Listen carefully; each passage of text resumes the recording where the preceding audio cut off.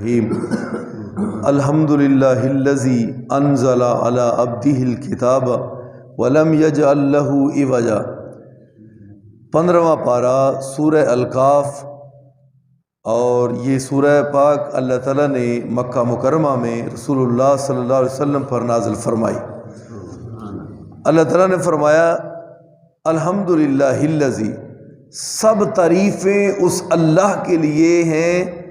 کس اللہ کے لیے؟ انزل علی عبدہ الکتاب، جس اللہ نے اس کو نازل کیا اپنے بندے پر، یعنی جناب محمد صلی اللہ علیہ وسلم۔ یعنی اللہ نے عبد کے ساتھ رسول اللہ صلی اللہ علیہ وسلم کو یہاں پہ یاد کیا۔ اسی طرح کلمے میں بھی پہلے اللہ تعالیٰ نے فرمایا عبدہ، بعد میں وہ رسول ہو۔ پہلے کہو کہ میرا بندہ ہے اور رسول ہے، تو یہ نہ کہیں کہ شاید وہ بندے نہیں، ہاں بندے ایسے ہیں کہ پوری اولاد آدم کے رب نے ان کو سردار بنا دیا۔ اللہ تعالیٰ نے فرمایا سب تعریفیں اس اللہ کی ذات کے لیے ہیں جس نے اپنے بندے پر اس کو نازل کیا۔ وَلَمْ يَجْعَلْ لَهُ عِوَجًا، تو اس میں یعنی قرآن مجید میں کوئی کج روی، یعنی کہ کوئی چیز ایسی نہیں جو چھپی ہو، کوئی ایسی چیز نہیں۔ قیما لینذر باسا شدیدا من لدنہ، بالکل اسٹریٹ فارورڈ، بالکل سیدھی۔ کس لیے اس کو بالکل سیدھا سادہ بنایا ہے؟ تاکہ اللہ تعالیٰ ڈرائے بہت بڑی مصیبتوں سے، پریشانیوں سے، دکھوں سے، یعنی بھوک کی تکلیف، آزمائش، باسا شدیدا من لدنہ، جو اس اللہ کی طرف سے ہے۔ وَيُبَشِّرَ الْمُؤْمِنِينَ، اور اہل ایمان کے لیے خوشخبری بھی ہے۔ کن کے لیے؟ یعملون الصالحات، جو اچھے اعمال کرنے والے ہیں، ان لہم اجرا حسنا، یہ کے لیے ان کے لیے بہت اچھا اللہ نے اجر، صلہ اور بدلہ رکھا ہے۔ قیما لینذر باسا شدیدا من لدنہ ویبشر المؤمنین الذین یعملون الصالحات، جنہوں نے اچھے اعمال کیے، ایسے مومنوں کے لیے اللہ تعالیٰ نے خوشخبری دی ہے کہ ان کے لیے اجر اور ثواب بھی بہت اچھا ہے۔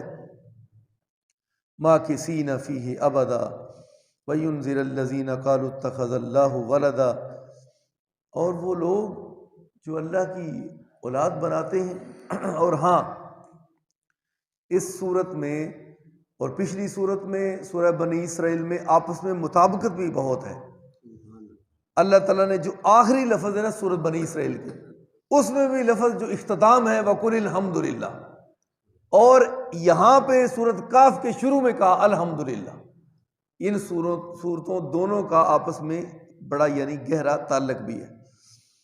اور اگر لفظ باسا آ جائے اور اگر واحد آ جائے یہ، تو اس کا مطلب ہے جنگ، اور جمع آ جائے تو بہت بڑی آفت کا تذکرہ ہے۔ الصابرین فی الباساء والضراء وحین الباس، اس سورۃ بقرہ کی آیت کے اندر واحد اور جمع دونوں موجود ہیں، یعنی کہ بہت بڑی آفت کا بھی تذکرہ ہے اور بھوک اور تکلیف وہ بھی، اس کا دونوں کا تذکرہ اللہ تعالیٰ نے اس آیت میں کر دیا ہے۔ الصابرین فی الباساء والضراء وحین الباس، یعنی اہل ایمان دونوں حالتوں میں ان پر بڑی کوئی تکلیف آ جائے، آفت آ جائے یا جنگ کی حالت ہو، تو پھر دونوں حالتوں میں وہ صبر کرتے ہیں، صبر کا مظاہرہ کرتے ہیں۔ تو اس لیے نبی صلی اللہ علیہ وسلم نے فرمایا کہ اس سورت کو پڑھو، اللہ تعالیٰ دجال کے فتنے سے تم کو بچا لے گا۔ اس سورت کو پڑھنا چاہیے، اور سورت یہ جمعہ والے دن تو خصوصی پڑھنی چاہیے، اور روزانہ بھی اس کی پہلی 10 آیات اور آخری 10 آیات۔ اللہ تعالیٰ ایسے بندے کو جو یاد کر لے گا، اللہ تعالیٰ دجال کی فتنے سے بچا لے گا۔ یہ صرف اس امت میں نہیں کہ دجال، بلکہ سارے نبی اپنی اپنی قوموں کو دجال سے بچنے کے بارے میں تنبیہ کرتے آئے۔ سارے نبی دجال سے بچنا ہے، سارے نبی۔ لہٰذا نبی صلی اللہ علیہ وسلم نے بھی فرمایا کہ تم نے بھی دجال سے بچنا ہے، اور حدیث میں اس کے بارے میں آتا بھی ہے کہ قرب قیامت آئے گا اور وہ ایک بہت بڑی انسان پر آزمائش ہوگی، دجال۔ اور اس دجال کو ختم کون کرے گا؟ دجال کو ختم کریں گے حضرت عیسیٰ علیہ السلام۔ وہ آئیں گے، زمین پر اتریں گے قرب قیامت آسمان سے، 7 سال تک حکومت کریں گے، اور پوری زمین کو اگر کوئی انصاف سے بھر دے گا وہ تو حضرت عیسیٰ ہوں گے بس۔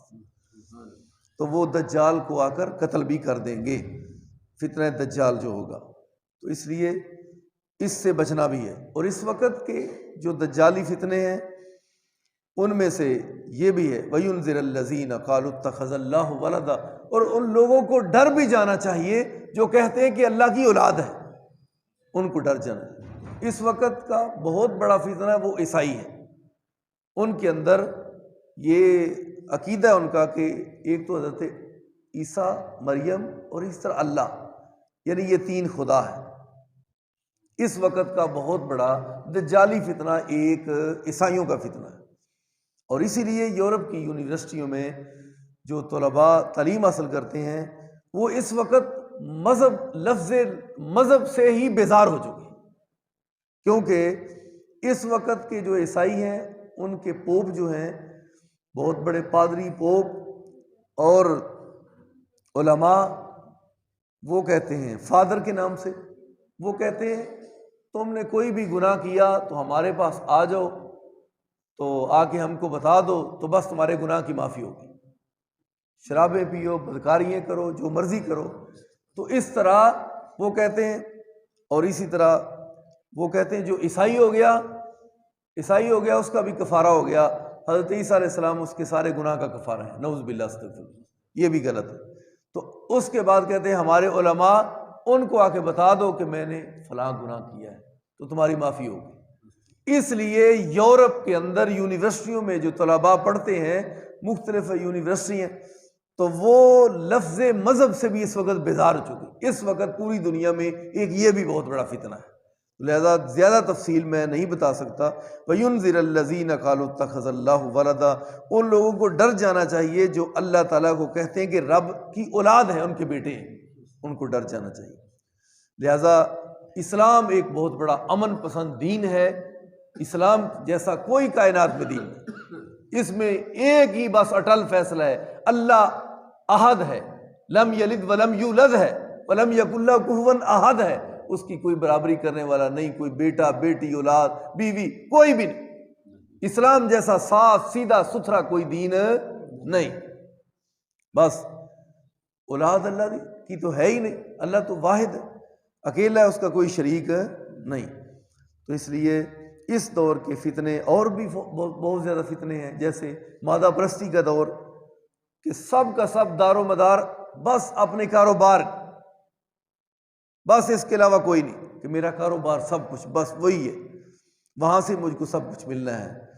تو اپنے کاروبار کو اپنے اوپر مسلط کر کے اس کی پوجا حساب سے ہو رہی ہے، کاروبار اپنے مال کی پوجا ہو رہی ہے، کروڑوں اربوں روپے جس کے پاس، اس کو اس کے علاوہ کوئی دوسری بات نہیں، نہ نماز کی پرواہ، نہ کوئی، اگر وہ اسلام ہے بھی اس کے اندر، نام کا مسلمان رہ گیا، بس اس کو اس کے بنگلے، کوٹھی، فیکٹریاں، دن رات کے اس کے بزنس کے وہی سوچ، وہی کاروبار، وہ 24 گھنٹے فون پہ وہی بات، اس کے علاوہ اور کچھ نہیں، یعنی اس کا دین، اس کا مال ہے۔ تو ایک دجالی فتنہ یہ بھی ہے۔ اللہ تعالی ہم سب کو ایسے فتنوں سے بچائے۔ آخر دعوانا الحمدللہ۔